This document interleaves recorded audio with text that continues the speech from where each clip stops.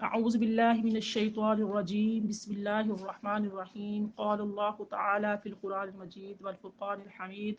الزاني لا ينكح إلا زانية أو مشركة والزانية لا ينكحها إلا زان أو مشرك وحرم ذلك على المؤمنون والذين يرمون المحصنات ثم لم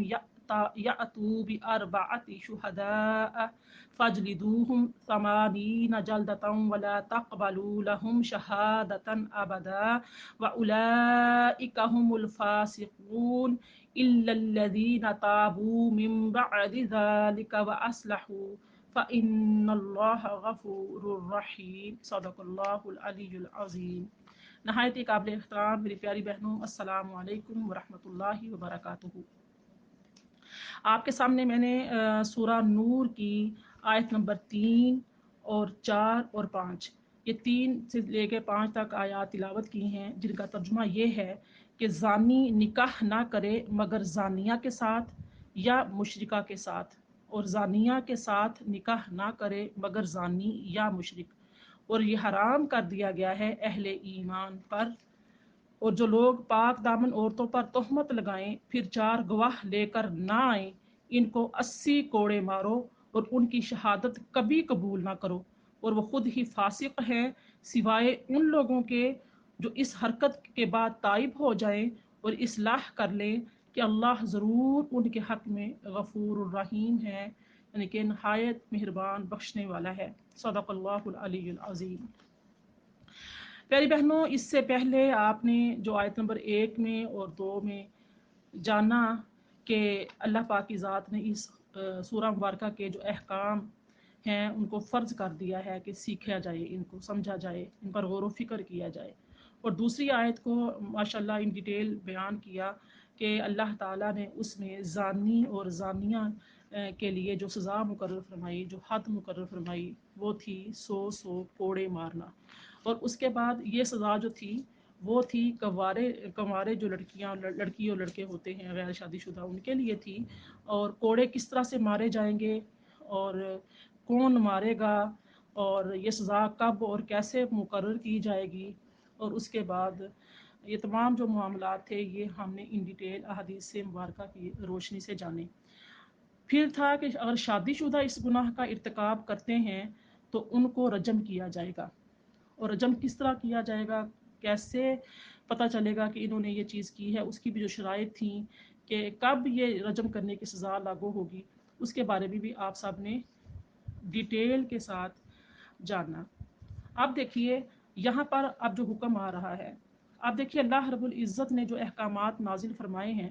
اگر ان کے بارے میں کوئی ایسے جو آزاد لوگ ہوتے ہیں، جو لبرل قسم کے لوگ ہوتے ہیں، جو ایسی سوچ رکھتے ہیں، ایسی فکر رکھتے ہیں، اگر وہ یہ کہہ دیں، اگر کوئی یہ کہے کہ جناب یہ تو دیکھیں جی اسلام میں تو بڑی سخت سزائیں ہیں، اتنے سخت قوانین بیان کیے گئے ہیں، یہ ہوا ہے وہ ہوا ہے، تو دیکھیں اگر اس پہ غور و فکر کیا جائے تو یہ انسان کے اپنے ہی بھلائی کے لیے ہوتے ہیں اور معاشرے کی اصلاح کے لیے ہوتے ہیں۔ اگر خدا نہ خواستہ اللہ نہ کرے کہ ہمارے خاندان میں سے یا ملنے والوں میں سے کسی کی بیٹی کے ساتھ ایسا، رفت حماد کون ہے؟ اپنا مائک بند کریں، انجم کا خیال کریں، بسم اللہ الرحمن الرحیم۔ تو کیا ہوتا ہے کہ خدا نہ خواستہ اگر ایسی کوئی بات، ایسی کوئی نوبت آ جائے کہ خاندان میں یا اپنے ہی گھر میں، استغفر اللہ، اللہ تعالیٰ سب کی بیٹیوں کی اور بیٹوں کی عزت کو محفوظ فرمائے، اگر اس طرح کا کوئی واقعہ پیش آتا ہے یا آپ کے فرینڈ سرکل میں، گلی محلے والوں میں، کہیں بھی کدھر بھی کوئی ایسا واقعہ آتا ہے پیش، اور آتے ہیں، سنا جاتا ہے کتنی مرتبہ ایسی چیزیں، تو پھر ہمارا دل کیا چاہتا ہے کہ آخری حد تک جایا جائے، جو کچھ بھی ہو سکے اس لڑکے کے ساتھ وہ معاملہ کیا جائے جس نے اس طرح کی بدکاری کی ہے۔ تو اس وقت پھر ہماری حالت یہ ہوتی ہے کہ ہم کہتے ہیں کہ کوئی یعنی کہ اس کو تو اس کے اوپر کوئی ٹرک چڑھا دیا جائے، کوئی ٹرین چڑھا دی جائے، اس کو یعنی کہ بم مار کے اڑا دیا جائے، اس کو جلا دیا جائے، یعنی کہ جذبات اور کیفیات اس طرح کی ہوتی ہیں۔ تو جو لوگ لبرل قسم کے مائنڈ رکھتے ہیں، جو اس طرح کا سوچتے ہیں یا ایسے معاشرے میں رہتے ہیں جو دین سے دور ہیں، اگر وہ یہ اللہ تعالیٰ کے احکامات کو کہیں کہ یہ بڑے سخت ہیں، یہ ہے وہ ہے، تو وہ ان سائڈلی، یا علماء کرام جو ایسے بیانات کرتے ہیں، کھول کھول کر بیان کرتے ہیں اور احکامات بتاتے ہیں اور سکھاتے ہیں، ان کو کہا جائے کہ مولوی تو بڑا ڈراتے ہیں، مولوی تو بڑے ایسے، تو پھر ان سائڈلی وہ کس کو کر رہے ہوتے ہیں، برا کہہ رہے ہوتے ہیں، نعوذ باللہ من ذالک، وہ اللہ تعالیٰ کی طرف سے۔ اگر فرض کریں کوئی مصور کوئی تصویر بناتا ہے، یا کوئی فرض کریں کوئی کوئی گھر بناتا ہے، کوئی مکان بناتا ہے، یا چھوٹی سی مثال لے لے، کوئی درزن کوئی سوٹ سلائی کرتی ہے فرض کریں، تو کہا جاتا ہے یہ سوٹ اچھا نہیں سلائی ہوا، فرض کریں تو وہ اب اچھا نہیں سلائی ہوا، اس کا مطلب کیا ہے کہ جو جس ٹیلر نے کیا ہے تو اس کے ہنر کی طرف، اس کی طرف جو ہے نا اشارہ ہے کہ اس نے یہ چیز بری کی ہے۔ یہی اگر کوئی انسان اللہ رب العزت کہ اس چیز کو کہتا ہے کہ یہ یعنی کہ اسلام میں بڑی سختی ہے، یا مولوی بڑا ڈراتے ہیں یا ایسے کرتے ہیں، تو علماء کرام مسئلے بیان کرتے ہیں کھول کے سخت، تو ان سے کہا جائے کہ وہ ڈراتے ہیں، یا یہ کہا جائے کہ قرآن پاک میں یہ اسلام میں بڑی سختی ہے، تو وہ سیدھا سیدھا کیا ہے کہ اللہ رب العزت پر وہ افطرا باندھ رہا ہے، نعوذ باللہ، اللہ رب العزت پر وہ شکایت کر رہا ہے، شکوہ کر رہا ہے، یا خدا نہ خاصہ نعوذ باللہ برا کہہ رہا ہے۔ تو اس چیز سے بچنا چاہیے، اور اللہ تعالیٰ نے جتنے بھی احکامات نازل فرمائے ہیں وہ احکامات ہمارے اصلاح کے لیے ہیں، اور ہماری عزت آبرو کی حفاظت کے لیے ہیں، ہمارے جان و مال کے تحفظ کے لیے ہیں۔ اگرچہ وہ نافذ نہیں کیے جاتے، یہ ہمارا المیہ ہے، ہم یعنی کہ نافذ نہیں کیے جاتے، لیکن اگر نافذ ہو جائیں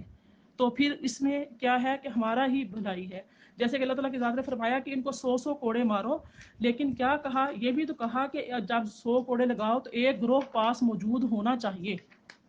یہ فرمایا کہ جب کوڑے لگ رہے ہوں، یہ سزا مل رہی ہو، تو یہ نہیں کہ آپ اندر کمرے میں بلا کے یا کسی ایسی جگہ پہ کسی بند کوٹڑی میں جا کے سزا دے دیں، یا اپنی مرضی کے مطابق پھانسی پہ لٹکا دیں، یا کوئی اور کوئی فعل اسے کروا دیں، نہیں، بلکہ کیا کریں کہ آپ کے پاس کوئی ایک گروہ جو ہے جب سزا دی جا رہی ہو تو ایک جماعت، ایک گروہ جو ہے وہ موجود ہوں۔ کس لیے موجود ہوں؟ تاکہ دوسرے لوگ جو ہیں وہ عبرت پکڑے جو دیکھ رہے ہیں۔ اور جب بھی کسی کے سامنے سزا دی جاتی ہے جہاں پر 4 لوگ جمع ہوتے ہیں، تو وہاں پر کیا ہوتا ہے کہ انسان کی تذلیل زیادہ ہوتی ہے، وہ جس کو سزا مل رہی ہوتی ہے وہ اپنی ذلت کو زیادہ محسوس کرتا ہے، اور اس گناہ کو بڑی شدت سے محسوس کرتا ہے کہ چند منٹ کے مزے کے لیے اس نے وہ گناہ کیا تھا، تو اس کے لیے پھر اس کو جو ذلت ملتی ہے اس ٹائم پہ، جب سب کے سامنے سزا دی جاتی ہے، تو وہ ذلت ہر بندہ جو دیکھ رہا ہوتا ہے وہاں پہ کھڑا سزا کو، تو وہاں پر یعنی کہ وہ بھی عبرت پکڑتا ہے۔ اگر کسی کو سزا جو ہے بند کوٹری میں، بند کمرے میں، بند کسی ایسی جگہ پہ دے دی جائے چھپ چھپا کے، تو عام طور پہ لوگوں کو پتہ نہیں چلتا کہ کس کو کیا سزا دی گئی ہے۔ اور اس پر جو ہے یہ کہا گیا کہ اللہ تعالیٰ کے یعنی کہ حد کو جاری کرنے کے معاملے میں تم لوگوں کے دلوں میں ترس یا خدا ترسی نہیں آنا چاہیے۔ اس پر میں نے واقعہ بیان کیا تھا کہ یعنی کہ نبی کی ارشاد فرمایا کہ بروز قیامت ایسے لوگوں کو لایا جائے گا جو کیا کریں گے کہ کسی نے اللہ تعالیٰ کے سزا میں کمی کی ہوگی، اس سے پوچھا جائے گا کہ تو نے کمی کیوں کی، تو وہ کہے گا یا رب العالمین، یعنی کہ ترس کھا گیا تھا، تو ترس کھا کے اس پر رحم کر کے میں نے کمی کی، تو اللہ پاک کہے گا تو مجھ سے زیادہ رحیم تھا، تو حکم ہوگا کہ اس کو جہنم میں لے جاؤ۔ اور ایک آدمی وہ لایا جائے گا یعنی کہ جس نے زیادتی کی ہوگی، ایک کوڑا زیادہ لگایا ہوگا، پوچھا جائے گا تو نے کیوں زیادہ لگایا،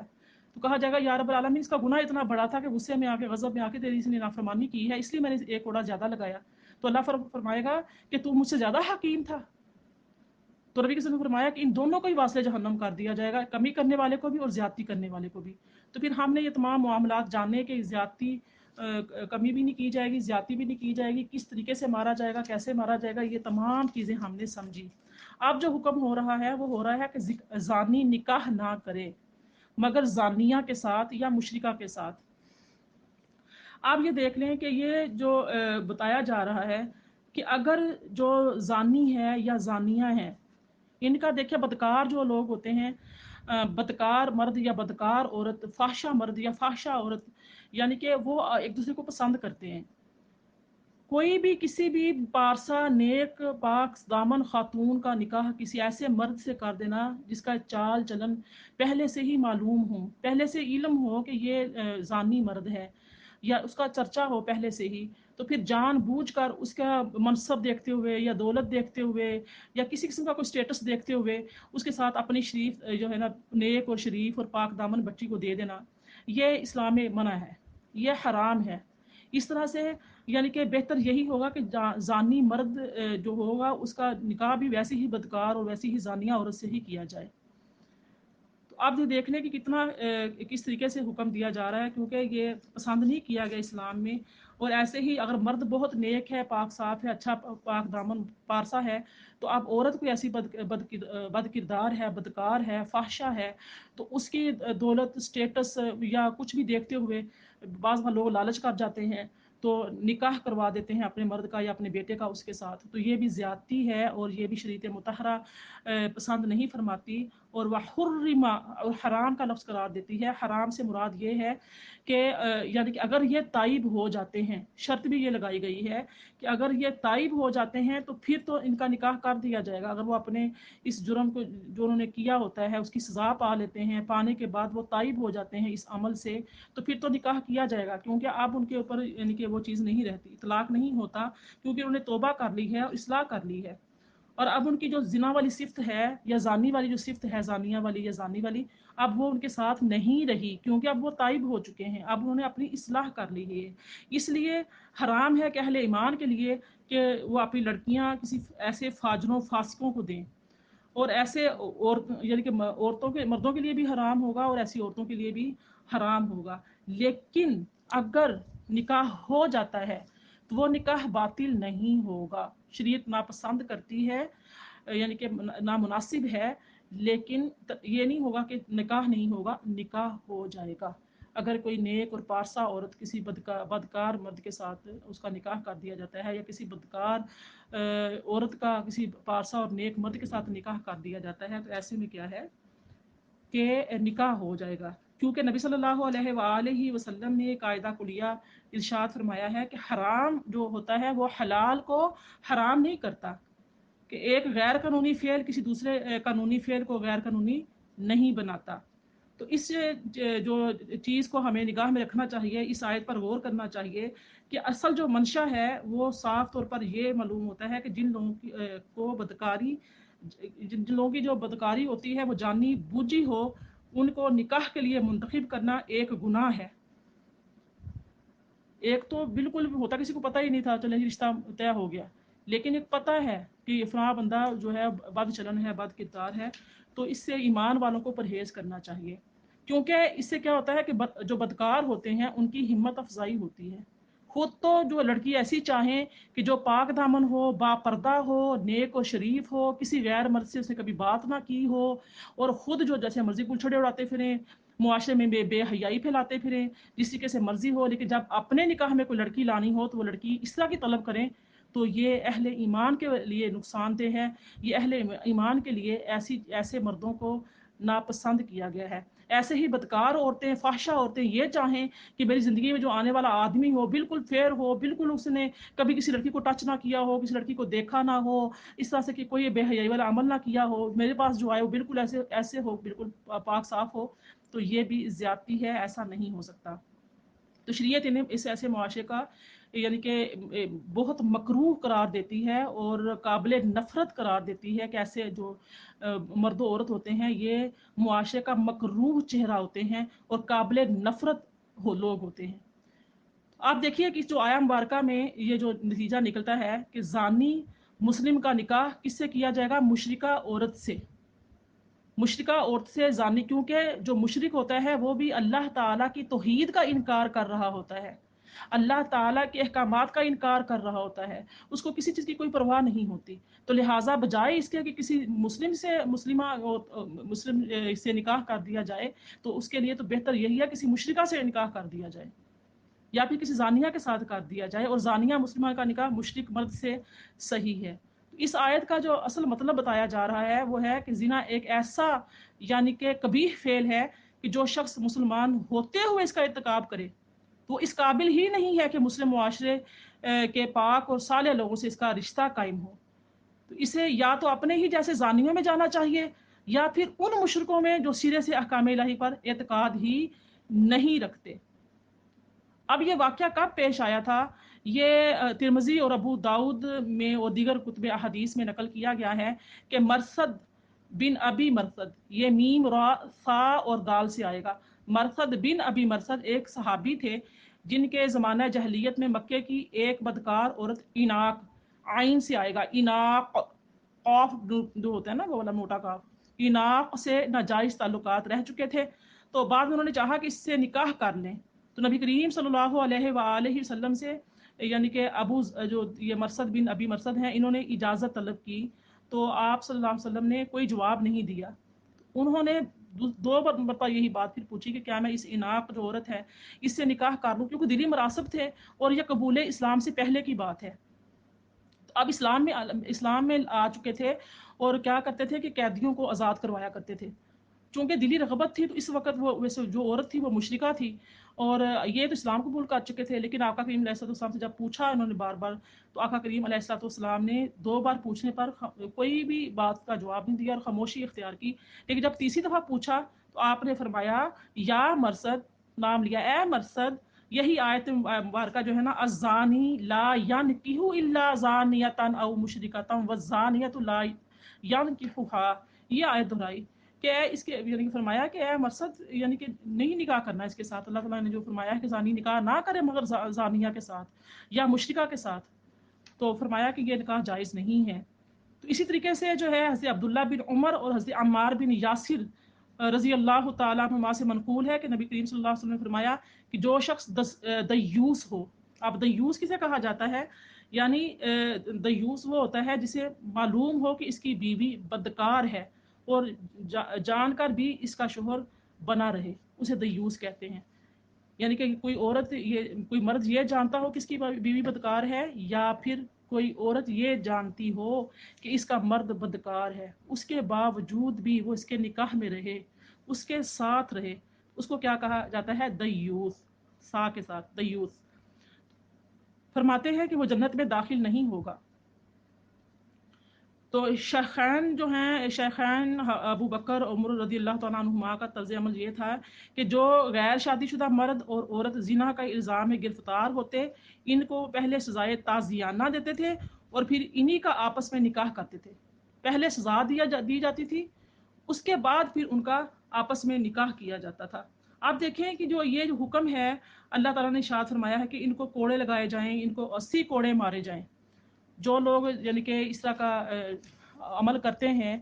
الزام لگاتے ہیں، والذین یرمون المحصنات ثم لم یأتوا بأربعۃ شہداء فاجلدوہم 80 جلدۃ ولا تقبلوا لهم شہادۃ ابدا واولئک هم الفاسقون۔ اور جو لوگ پاک دامن عورتوں پر تہمت لگائیں پھر 4 گواہ لے کر نہ آئیں، ان کو 80 کوڑے مارو۔ اب یہ 80 کوڑے مارنے کی جو سزا ہے، جو گواہ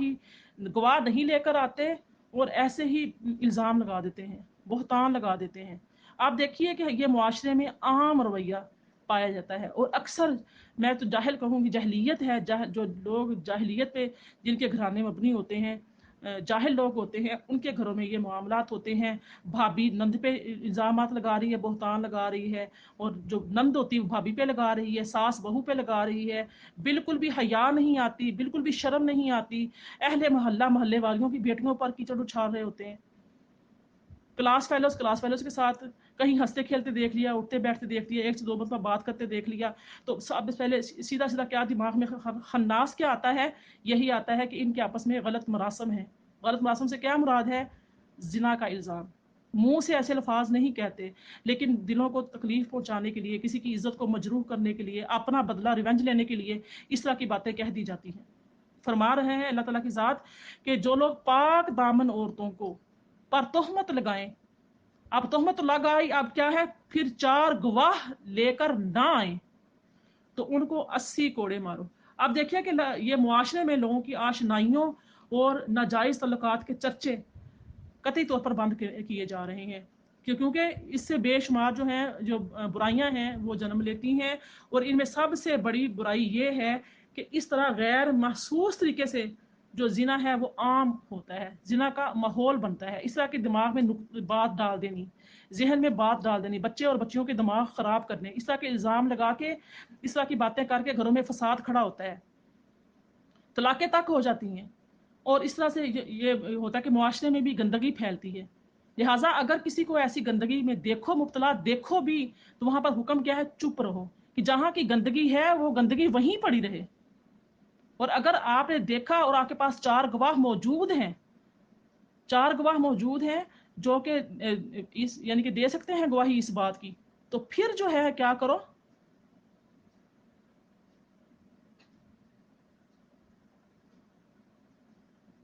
تو پھر کیا کرو. اب اگر آپ کے پاس 4 گواہ موجود ہیں، آپ اتنی اہلیت رکھتے ہو کہ آپ 4 گواہ پیش کر سکو گے، تو پھر تو اس بات کو پھیلاؤ، اس بات کو کرو، اپنے حاکم وقت کے ساتھ کرو، قاضی یا جج کے پاس کرو جو اس سزا کو دینے کا مستحق ہے، جو اس کے بارے میں ججمنٹ کر سکتا ہے، وہ جرا قائم کر سکتا ہے، تو پھر تو یہ بات کرو. اور اگر آپ کے پاس کوئی گواہ بھی نہیں ہے اور آپ نے اپنی آنکھوں سے جو جس طریقے سے شریعت مطہرہ نے پچھلے میں نے جو لیکچرز دیے ہیں ان میں جو بتایا گیا کہ اتنا باریکی کے ساتھ دیکھا ہے، تو پھر تو آپ بہتان لگاؤ، پھر تو آپ بات کرو. اور اگر آپ نے ایسے دیکھا ہی نہیں ہے، کسی کو ایسے چلتے پھرتے ایسے آتے جاتے رستے میں بات کرتے ملتے اٹھتے بیٹھتے دیکھ لیا، تو آپ نے الزام لگا دیا، بہتان لگا دیا. اس بہتان کی بات ہو رہی ہے کہ کیا کرو کہ اس کو 80 کوڑے مارو، 80 جلدتن، اس کو 80 کوڑے مارو. تو اب جو ہے 80 کوڑے کیسے مارے جائیں گے، یہ جو حد قذف ہے وہ کیسے یعنی کہ دی جائے گی، کیسے کی جائے گی. اس کا دیکھیے کہ اگر جو ہے کہ حد قذف کا یہ ہے کہ معنی جو ہے وہ معنی یہ ہوگا، آپ کہیں گے حد قذف کیا ہے، تو حد قذف کا جو معنی ہوگا وہ یہ ہوگا کہ کسی پارسا عورت پر زنا کی تہمت لگانا، اس کو کہتے ہیں حد قذف. قاف غال اور فا سے قذف. تو کسی زنا عورت پر کیا ہوتا ہے، زنا کی تہمت لگانا. اور دیکھیے کہ یہ کتنا بڑا جرم ہے.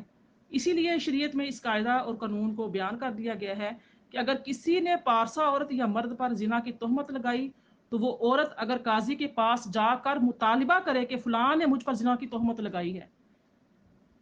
اگر وہ مطالبہ کرتی ہے تو جس نے تہمت لگائی ہے تو جو قاضی ہوگا اس سے مطالبہ کرے گا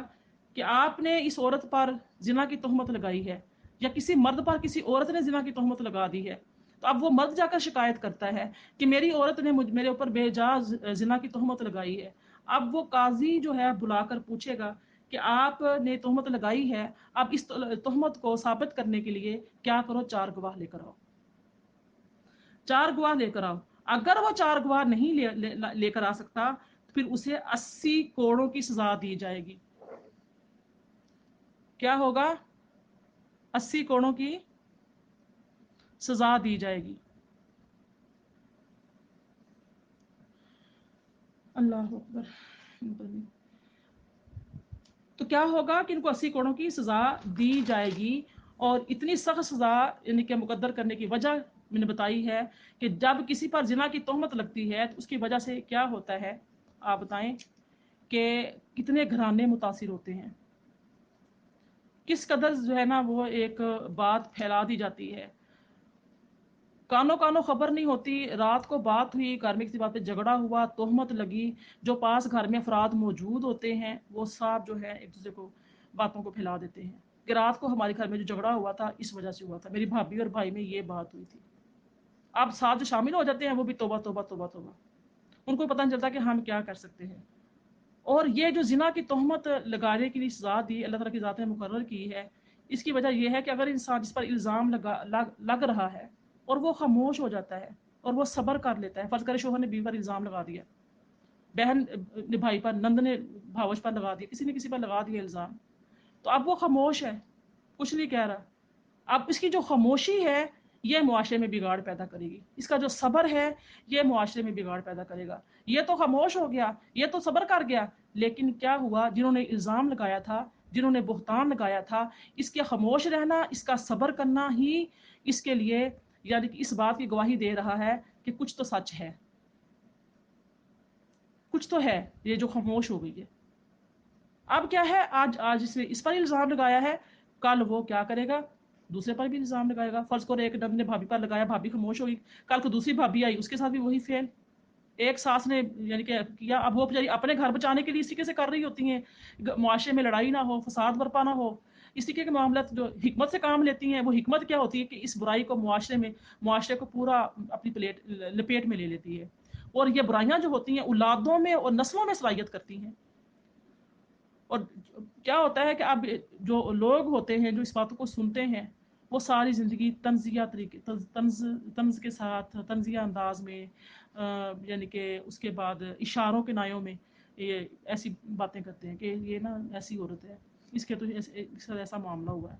ये हुआ है, या शोहरी तलाक दे देता है। ऐसी बातों में आके घर की जो औरतें जितना फसाद बर्पा करती हैं, वो शोहरी तलाक दे देता है, या खुदा ना खासा शोहर तलाक नहीं देता, खुदकुशी कर लेता है कि जनाब मेरी बीवी तो बदकिरदार है, क्यों, मेरी माँ ने कहा है, मेरी बहन ने गवाही दी है, कह रही है। अब घर घर में ये बातें, और शोहर जो है वो सुनी सुनाई बातों में आके खुदकुशी कर लेता है। जी क्या जी, इज्जत का मामला था। तो ये सारा जो मामला है, जो भी है, ये सारा किसके ऊपर आएगा, अजाब किसके ऊपर आएगा? जिसने इल्ज़ाम लगाया, जिसने बहतान लगाया। शरीयत मुतहरा इस गंदगी को ख़त्म करने के लिए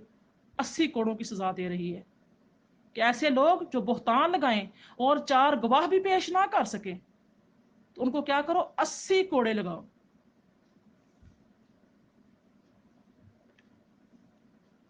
अब देखिए, फरमाया वला तक़बलू लहुम शहादतन अबदा,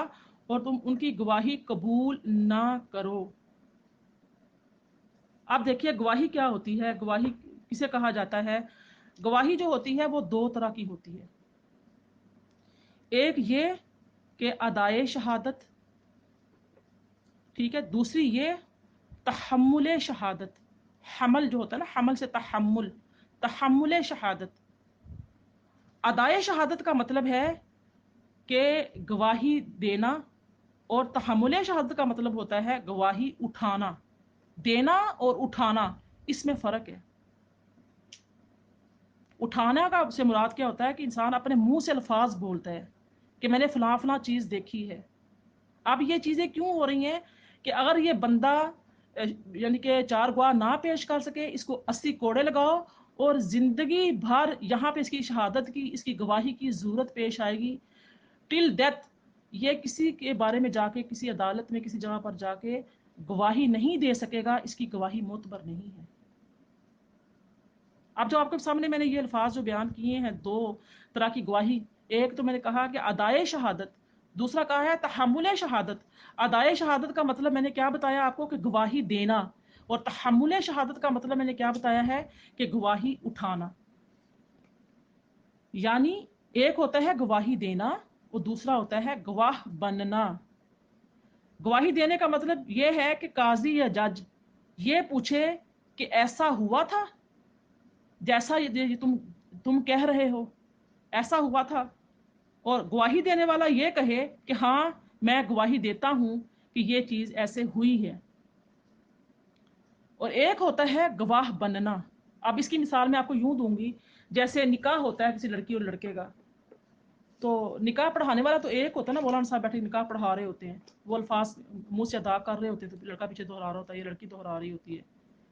लेकिन बाकी सारे घर के जो रिश्तेदार ससुराल में भी मैके में भी खामोश खड़े खड़े होते हैं। क्या कहलाते हैं? गवाह। कि ये लड़के वालों की तरफ से गवाह हैं इतने, ये हमारे मामू चाचा ताया अब्बू, और इस तरह से लड़की से लड़की का बाप है, लड़की के भाई चाचा ताया, जो खास करीबी होते हैं, दोस्त यार, जब अजीज अकरबा, वो निकाह के लिए खड़े हुए होते हैं। आप देखिए वो सारे गवाह बने हुए होते हैं, मुंह से गवाहियां नहीं दे रहे होते। ये पॉइंट बड़ा क्लियर कट आपको समझना चाहिए, ये मसला है। यानी कि गवाही देना और गवाह बनना, इसमें फ़र्क है। अब अगर ऐसा मर्द जिसने किसी पर बुहतान लगाया हो और अब 4 गवाह ना पेश कर सका हो और हद कज़फ उस पर लाजिम आई हो, अब वो गवाह बन यानी कि दे नहीं सकता गवाही, गवाह बन सकता है। ख़ानदान के किसी ऐसे निकाह में, शादी में, ऐसी जगह पर गया जहाँ पर वो निकाह हो रहा था और वो भी बीच में खड़ा था जैसे दूसरे खड़े थे, करीबी रिश्तेदार था, तो ये नहीं होगा लड़की वो गवाह नहीं बन सकता क्योंकि उसका निकाह ही नहीं होगा। ऐसा नहीं है, वो निकाह हो जाएगा और वो निकाह बन सकता है। हाँ, अगर उस निकाह के बाद ज़िंदगी में कभी कोई ऐसा वक्त पेश आता है और उसको गवाही जाके अदालत में देनी पड़ती है, फर्ज करे मियाँ बीवी में फसाद हो जाता है, कुछ भी हो जाए किसी ऐसी बात पर जो निकाह के टाइम पर हुई थी, اور اس वक्त कुछ लोग वहां पे मौजूद थे, उनमें ये भी मौजूद था। अब अदालत फर्ज करो इसको बुला लेती है, कहती है कि अब बात बता क्या हुई थी। अब ये गवाही नहीं दे सकेगा, इसकी गवाही काबिल कबूल नहीं होगी। ये फर्क है, गवाह बन सकता है, गवाही दे नहीं सकता। यानी कि अल्लाह ताला की जात ने फरमाया वला तकबलू लहुम शहादतन आबादन, आबादन का यहाँ पे लगा दी, कैद लगा दी कि हमेशा के लिए इसकी शहादत वला तकबलू, और कबूल नहीं की जाएगी। कितनी बड़ी सजा है बुहतान लगाने वाले के लिए। अगर ये हमारे मुआशरे के अंदर यानी कि ये ऐसे कवानीन बन जाएं तो फिर हमारा मुआशरा कितना पाक साफ हो जाए, हमारे घरों में कितना सुकून और आराम हो जाए। तो इसलिए इसको कहा जाता है कि यानी कि हद कज़फ जारी करना, यानी कि 80 कोड़े यानी कि मारना, और 80 कोड़े अदाए शहादत के अहल नहीं है, तो हमले शहादत के अहल होंगे जिसको हद कज़फ जिस पर जारी हुई होगी।